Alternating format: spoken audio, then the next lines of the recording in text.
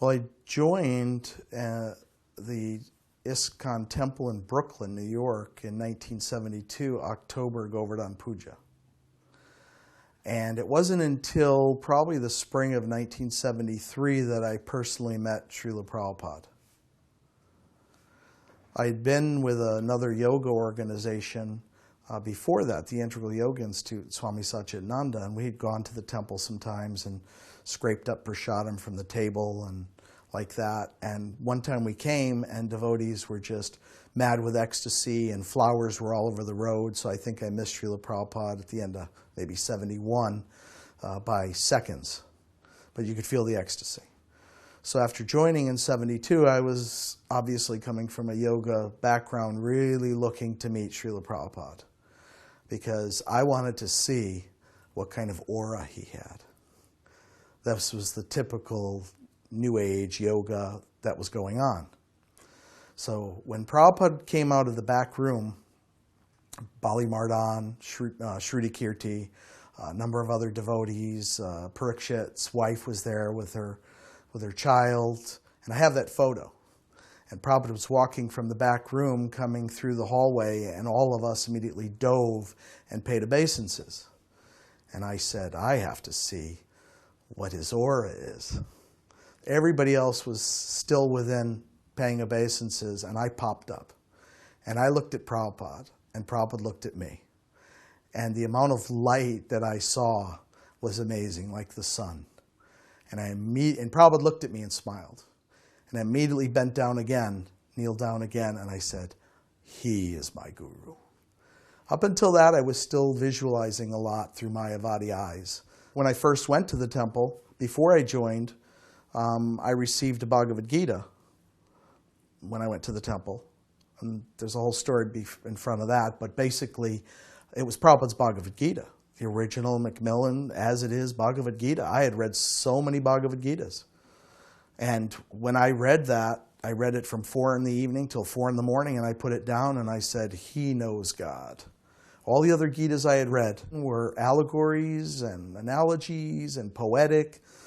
And this really, really brought it home, that here was someone who finally I could have full faith in that knew God. It just, Prabhupada's Bhagavad Gita was the biggest solidifying things. Other things that occurred before that, receiving a poster and incense in Jamaica, Lord in the Heart Vishnu, with a small piece of paper that came out when I opened it up that said Patram Pushpam Phalam Toyam, and in English. And I was living up in the mountains of Jamaica doing yoga and was just automatically, Prabhupada came to me before I met him. First from the Gita, and before that through a poster. It was like little things of Prabhupada's presence coming to me. And reading his Bhagavad Gita totally solidified it, and then seeing him, it was finished. 42 years ago, I was the president of Madras in 76, end of 75, 76. Along with Bhava Buddhi, we actually became co-presidents. Kshayananda had asked us to be presidents there. And we organized a 10-day program for Srila Prabhupada to come, front page articles in the Hindu newspaper, and we had tens of thousands of people coming. And when Srila Prabhupada arrived with a number of our God brothers, entourage, off the airplane, coming in the door to the waiting area, Tamal, Krishna Maharaj, and Harikesh, and Hari Sori, etc., etc. We were all there gathered. The devotees who weren't flying in had come by land. Many other older God brothers, Guru Kripa. And we were beginning to have a raging kirtan as Srila Prabhupada came off the stairs of the plane onto the tarmac. And all the people in the airport were starting to gather. We had many life members and guests who had piles of garlands in their hands. And as Srila Prabhupada opened the door, and the kirtan was raging, and conch shells were blowing, and he began to walk inside the door 10, 15 feet, he stopped. And at that point, as the kirtan is raging, people began putting garlands over his head. Problem was, people were so excited to put garlands over his head that his face began to disappear. So we had to immediately get someone to remove as they put and remove as they put to keep the garlands just by his chin because it was starting to come up higher.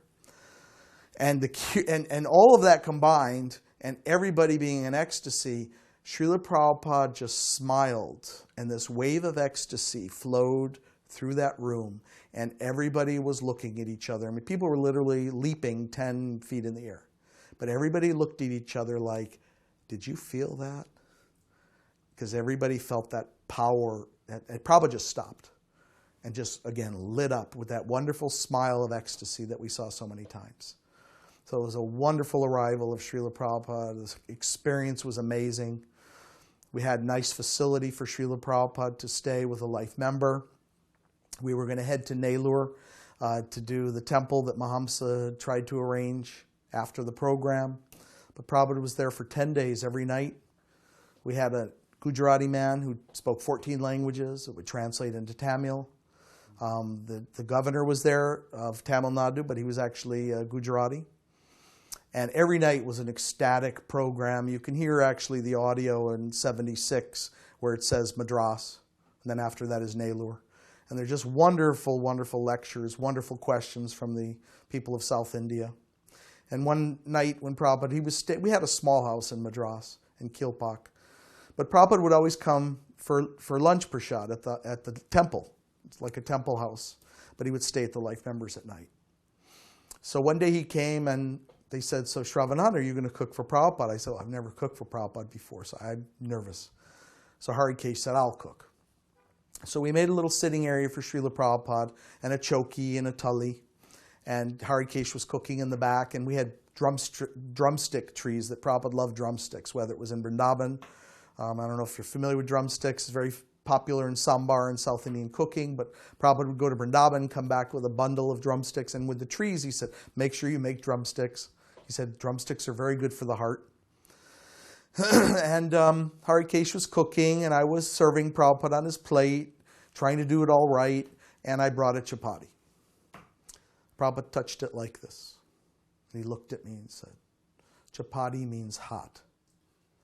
So I ran back to Harikesh and said, Prabhupada's saying chapati means hot. He says, okay, I'll cook the chapati and you run. And it's marble, the floors, literally sliding to give it to Srila Prabhupada. I would say it's only 20 feet, 25 feet, 30 feet at the most. And I would slide it and try to put it on Prabhupada's plate quickly. Prabhupada would tap the chapati. He would say, chapati means hot. So then I ran back to Harikesh. I said, Prabhupada is not eating the chapatis. He said, chapati means hot. So he puffed up a chapati like a puri. I ran and slid to Prabhupada, put it on his plate. He poked the chapati that was puffed up. Steam came out. Prabhupada said, that is chapati. So in instructional, I've always remembered that. I hate a flat chapati. I love it when you get a hot chapati and you touch it and the steam comes out. Always remembering what Prabhupada had taught me. So then we had a wonderful program, and we were driving one day in a Mercedes with me and Hari Sori in the front seat, and Prabhupada, Harikesh, and Tamal in the back. Now I'm trying to keep getting a little glimpse and look back at Srila Prabhupada, just to have darshan. And I'm looking, and I'm seeing Tamal. He's like a little bit sleepy. And I turn around, and Tamal has got his head on Prabhupada's shoulder, snoring. And I turned around to Prabhupada quickly, and Prabhupada's love and compassion, like it was his child, was like, don't wake him, don't wake him. And at that moment, I saw another aspect of Srila Prabhupada that was just so amazing. His love, his kindness, his compassion. I mean, we're lowly disciples. He's a Shaktivesh avatar, wonderful, divine, pure devotee, and how much love he had. And seeing those things, sometimes you don't see it unless it's in real life or in videos. Prabhupada had those qualities that were always so compassionate, so amazing. So Hari Sori and I were kind of laughing about it, and Prabhupada was like, just, let him sleep, let him sleep. Very kind. So when Srila Prabhupada was going to go to Nellore from Madras after this wonderful program, we had it in a big wedding hall, and we were going to go by train. So we decided to hire what's called in North India or Bengal, a Shehnai group. Shehnai with the little trumpet, saxophone, flute type, clarinets, and drums. In South, it's even more traditional with big drums and big trumpets and big... So we organized one to guide Prabhupada down the train station platform to his coach, which was all prepared for him with white sheets and flowers, and devotees were sitting that were always with him and his servant in that coach. And Prabhupada just loved. He loved Nageshwaram like he liked Shehnai. We got to the train and we went to Nellore, which is in Andhra Pradesh, and we had been donated a piece of land that was going to be having a temple built. And we did the installation of Ananta Shesh. Mahamsa had arranged the land. And we found out later, we were starting to get some kind of little tidbits of information that things weren't quite right. We actually found out that they were putting in the clause in the contract and the land donation that if it's not built within a certain period of time, they're going to take the land back. So you're going to literally have completed 90% of the building. And so Prabhupada said, that's ridiculous. Take the Ananta Shesh back, we're going. But up until that point, these people from Andhra Pradesh were non-veg. And they were cooking vegetarian for us, but we started noticing like things in the yogurt, forget the yogurt preparation that you eat has sometimes tomatoes, cucumbers, it also had some onions in it. Devotees mentioned it to Prabhupada. He said, we are their guest, ignore for now. So another point of just Prabhupada's tolerance, looking at the big picture. So we went on a morning walk before leaving Nellore, and Mr. Trivedi, who was a lawyer, actually a lawyer for Chinmayananda, and a good friend of ours in translating, came with us on the morning walk. Now, he had told us at the Gaudiya Math in Madras, they like to talk badly about our organization. And, we heard some of the things he told us. But he told us that to let us be informed what was going on and try to avoid them too. But he had told me that they actually had said that if Chaitanya Mahaprabhu wanted to spread the holy name in every town and village, he would have done it himself. So we're on the morning walk in Nellore, and Mr. Trivedi's with me, and you'll hear him in the tapes. He'll be asking questions, and Prabhupada's answering him, and I'm standing next to him, and I'm saying, bring up that thing about what they said at the Gaudiya Math. Prabhupada turns around and said, why you were talking while I'm talking? You'll hear that in the tape. It just says devotee in the tape, but Ekanath corrected it in the archives. And Prabhupada was obviously getting interested in what was being said there. And when Mr. Trivedi said to Prabhupada that how the Gaudiya Math had said that if they wanted to spread it in every town and village, Chaitanya Mahaprabhu would have done it himself.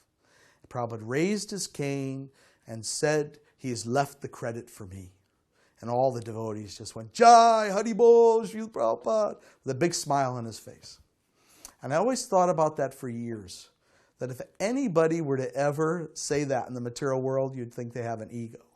But you could see Prabhupada was egoless. He said it in an ecstatic way as a servant of Lord Chaitanya. And it's a very, very powerful thing that it's... So I'm happy that Prabhupada chastised me for talking while he was talking, but I'm happy I also brought that up because it was just an amazing experience to hear that, very powerful statement. One other thing, when Prabhupada was staying at the Life Members' Home in Madras, he was talking with all of us and the Life Members and having a nice conversation. And devotee brought up at the Parthasarthi Temple in downtown Madras, which we did programs at. They're very nice people there. It's Parthasarthi. So they had a mustache on Krishna. So devotees brought this up to Prabhupada. And Prabhupada said, Krishna does not have mustache. He said, Krishna has like peach fuzz of a young man just going through adolescence. And he said, Nava Yovanam, eternally youthful. He said, there is no mustache on Krishna. So it was very nice that Prabhupada took his finger to his lip as though he was, he used the word peach fuzz too, like little light hairs. Prabhupada was explaining Krishna has no mustache because he's Nava Yovanam. So that was a really nice experience too. And then One time in Vrindavan, we would go every morning in the early days when it was just huts and the Vrindavan temple was being built. Just go out with Prabhupada every morning, and there was no construction anywhere except, sand and some little bit of cement and steel coming up. So all the roads were just agriculture, and we would take a mat and Prabhupada would sit on the side of the road and call over Mayavadis and chastise them, speak in Hindi with them for a while, and then get into a debate with them, a heated debate. They were always respectful, and they would leave, and Prabhupada. But he was showing us the fierceness of challenging the Mayavadi philosophy. And I once asked him, Srila Prabhupada, people are so stuck in darkness. How do you tell a person who's blind, that there's vision, that there's light, when they've never experienced it? And Prabhupada said, prasadam. He said, prasadam is the most important thing to bring people out of darkness. So that was also a very major thing I've always remembered, because I know that you had mentioned earlier about how I was first influenced. That's how I pretty much moved in the temple. That was like the last, straw, nice straw. It didn't break the camel's back, but broke my attachment to anything. And to move in was the prasadam. It was Govardhan Puja. And mountains of prasadam. And basically slept on the prasadam floor that night, just keeled over. And so Prabhupada's program of prasadam, you don't find this in any other yoga group. I had eaten so many, Sri Chinmoy, this one, that one, whoever you're going to mention, and everything was very, very spicy, but there was nothing like the cooking that we had in those early days in the temples. The prasadam was just amazing, and the devotees had so much love and devotion, and it was opulent. And that was another big thing to make us join in those days. Most devotees I've spoken with. And Prabhupada reiterated it there right on the side of the road in Vrindavan, how important it was. We were so violently sick at that Mayapur festival. I can't remember if it was 74 or 75, because I arrived in India December 73, so it might have been 74. And things in those days, they were using very, very bad oils, which we eventually got ghee from Holland, containers full that Prabhupada was very pleased about. And everybody was violently sick. Literally everyone. And there's a portico type rail covered area on the outside of the first, Lotus building, the guest house. So we were all laying there on mats and whatever we had. And we could barely pay obeisances to Prabhupada or turn over to even acknowledge it, but we tried our best. And Prabhupada was walking around and very disturbed that everyone was so sick, so he called a homeopathic doctor. And I remember the homeopathic doctor, he couldn't even put it in our hand and give us a glass of water, which in homeopathy, you just put it in your mouth and dissolve it. He personally put the pill in everyone's mouth, and Prabhupada was also walking around near him, around him, constantly seeing the devotees and observing. And within literally minutes after the pill went in our mouth, Prabhupada, whoever he was in the area, was very happy. And we woke up and out of a slumber of unconsciousness and a very bad disease to almost being fully conscious, like, what just happened? What just happened? And I never thought about it too much until decades later, where I really felt that Prabhupada was performing a miracle. He was present. He ordered the doctor to come there. And I don't believe to this day that one little white pill could have made us go from such a state of diseased consciousness and dysentery and whatever to be standing up and ready to do service again. There was like very little time frame in being so bad to so good. So many years later, I really felt that was a miracle that Prabhupada had performed. Whenever Prabhupada would come to Mayapur, drive down Bhaktisiddhanta Road, we would greet him quite far down the road, and the car would slow down, and we'd have a raging kirtan and bring Prabhupada, not bring Prabhupada, but follow and be in front of the car and on the side of the car while Prabhupada was in the car, bringing him to the entrance of Mayapur building. And at this Mayapur festival, Prabhupada walked in, and before he did anything, he just walked in and sat on the Vyasasan. Prabhupada sat on the Vyasasan and became very grave. Now, devotees that were there, and I know Hamsa Duda would remember this because that'll come and segue into that part of the story. All of a sudden, things were very bright outside, and I don't think we had electricity. So the light in the temple room appeared to be disappearing and dissipating, almost like a cloud covering the sun. And everybody became very, very sober. And instead of singing Jaya Radha Madhava or leading into giving a lecture, Prabhupada just started talking.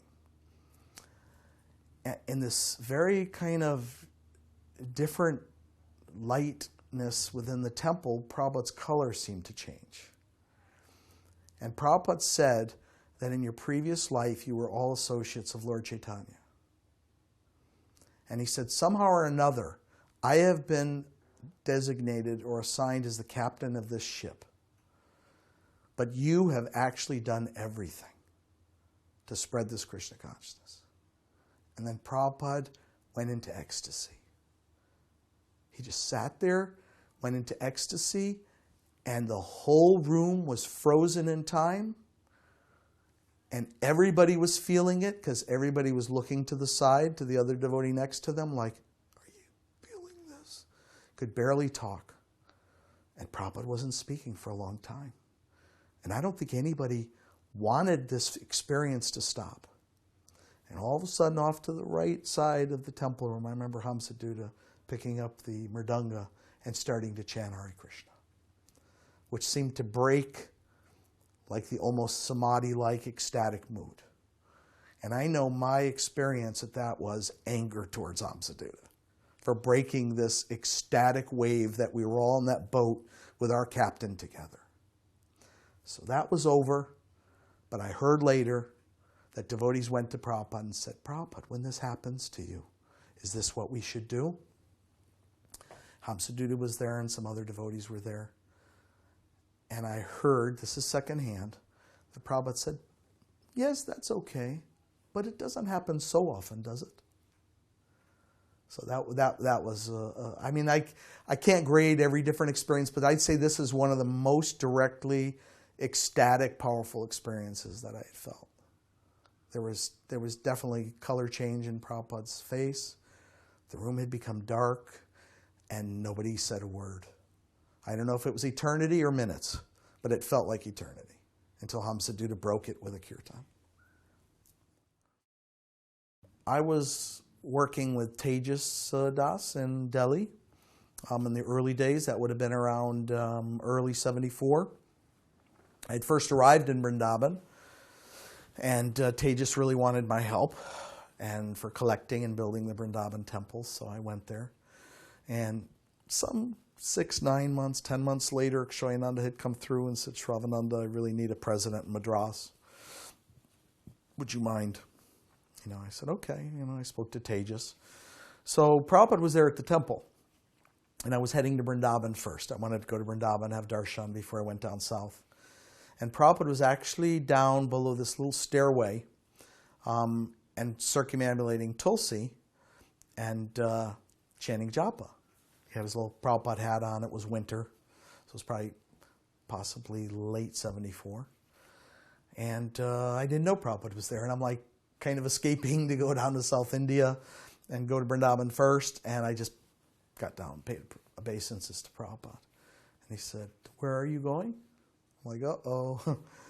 And I said, Srila Prabhupada, I'm going to Vrindavan before I go down to Hyderabad. And Prabhupada said, oh, then you can come with us. We're going also. And I'm thinking, okay, I'm going to squeeze into the car, and Tejas is going to give me a little bit of chastisement, and anybody else, like, why are you coming, Shrav? There's no room. I said, Srila Prabhupada, no, that's okay. I'll just take the train. He says, no, we'll make room. I said, no, it'll be too tight, Srila Prabhupada. Says, then we'll squeeze you in. And I'm like debating with Srila Prabhupada that I, can't go in the same car with him, but I know possible repercussions as a new brahmachari. So I said, no, that's okay. So Prabhupada kind of at one point said, all right then. He said, then please, when you arrive, you'll probably arrive before us. Tell Guru Das to arrange my bed on the roof. Because in those days, we had very little electricity, no fans, no air conditioning. So we slept on the roof to try to get some breeze. So I arrived in Vrindavan, and I immediately told Guru Das, I said, this is what Srila Prabhupada told me. He said, okay, we'll make the bed on the roof. And then after that, Prabhupada arrived. So I was there to greet him at the car. Well, two things really stood out to me. One was, this was the early days where various people were starting to get very fancy suitcases, like Halliburton and Hartman and like that. And Prabhupada got out of the car, and first thing he said, "So you made arrangements?" I said, "Yes, Srila Prabhupada." His little suitcase was, in probably real dollars in those days, $5 or $10, with a rope tied around it.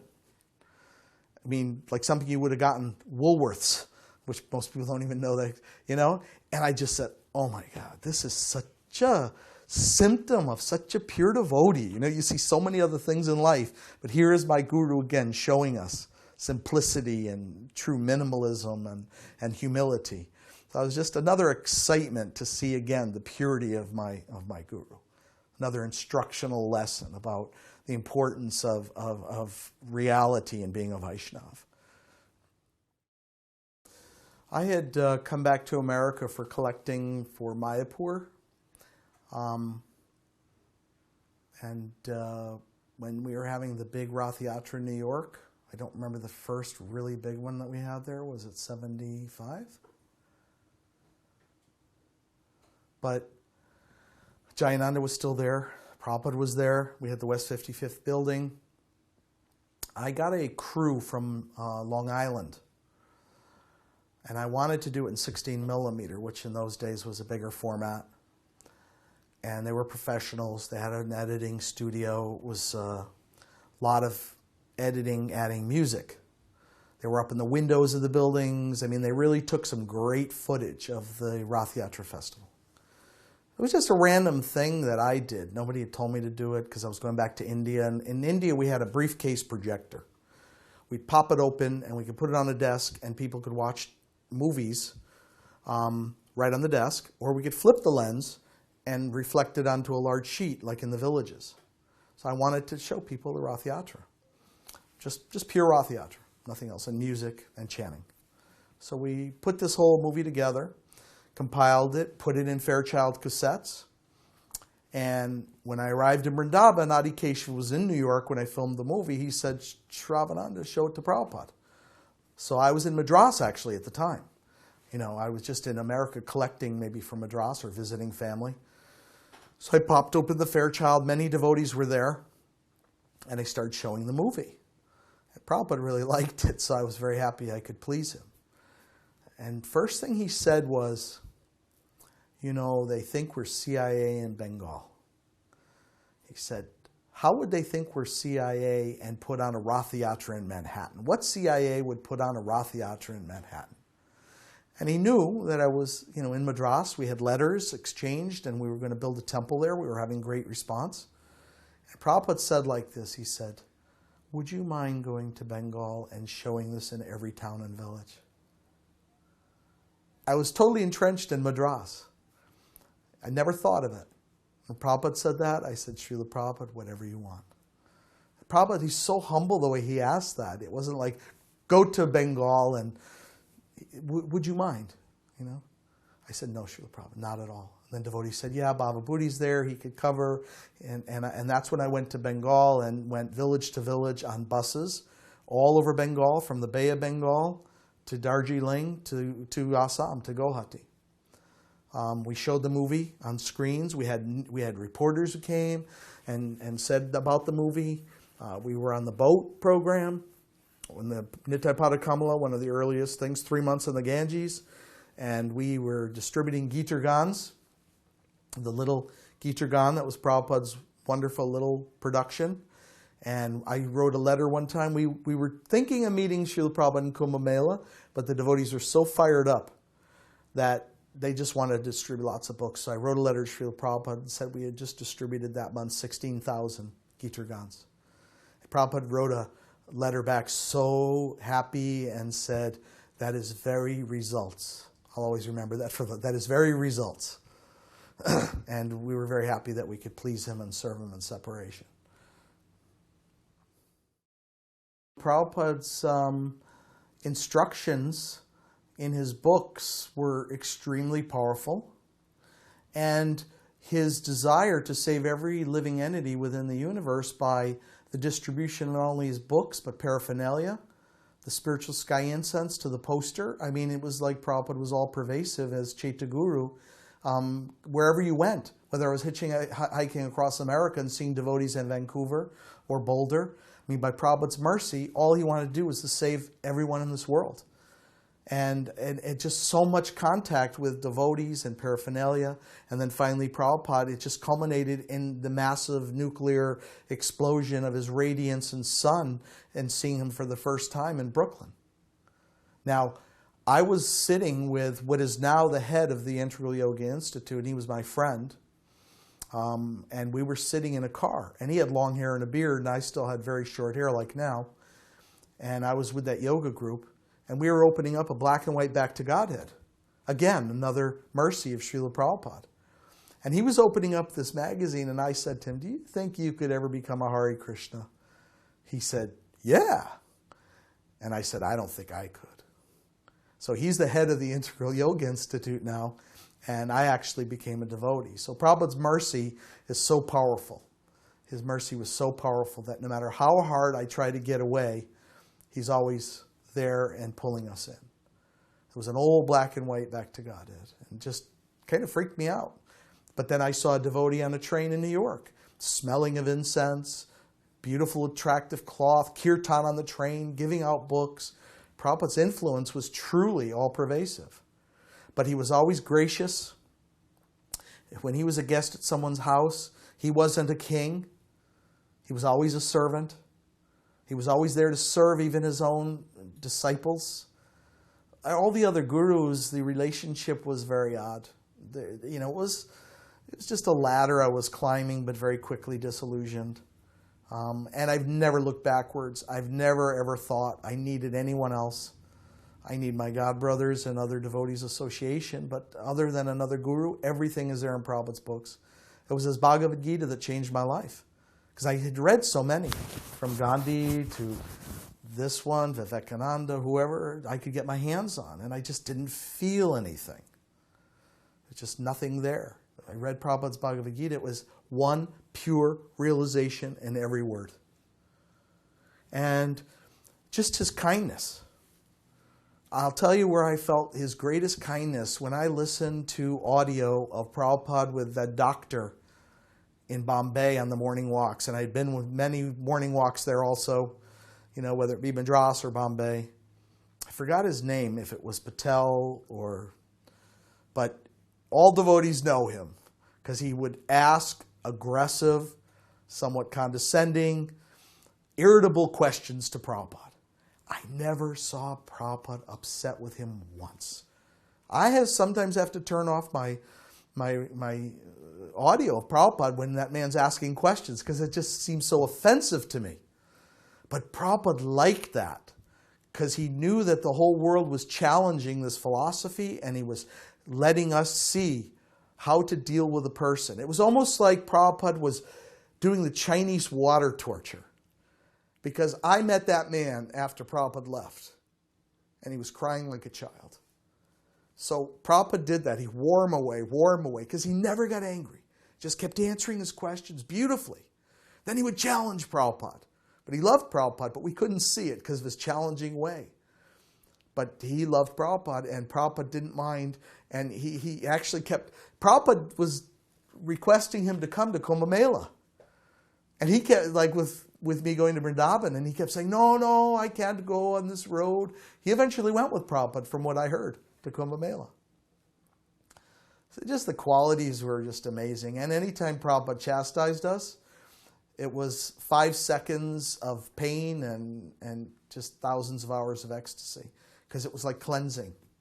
And it wasn't often, but I've had the cane raised at me, I think, twice, for maybe talking to someone behind him, or that was usually it. I didn't want to say too much on morning walks because of that, and I stayed a little bit behind sometimes, but it was always ecstatic. I never once had a doubt to this day, and I'm just so happy I found Prabhupada. Or he found us. He was looking for us, and just pure mercy of Srila Prabhupada. Je anilo Premadana Koruna Prachu